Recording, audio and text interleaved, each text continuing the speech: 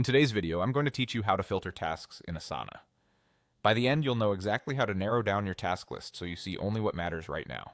First, open Asana and head to the login page. If you use Google for authentication, click Continue with Google and select your Google account to sign in.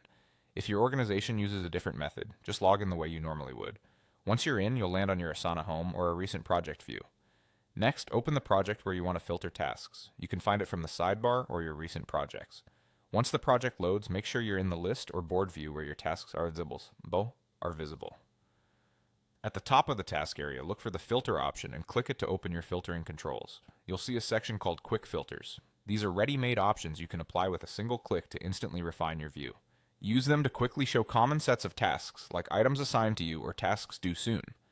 Quick filters are great when you need a fast, no-setup way to focus your list. If you need something more specific, add a custom filter. Click Add Filter to start building your own. You'll be able to choose the field you want to filter by, things like assignee, due date, status, or any custom fields your team has added to the project. After selecting a field, choose the condition that makes sense for that data. For example, you might set status equals in progress, due date is before a certain day, or a custom field contains a particular value. This lets you tailor the view precisely to your workflow.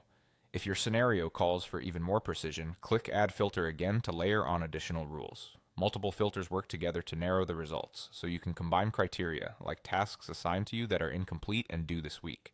As you add filters, keep an eye on your task list to make sure your results look right.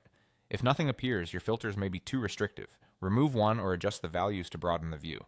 Remember, filters affect only what you see. They don't change the tasks themselves. You can clear filters at any time to return to the full list.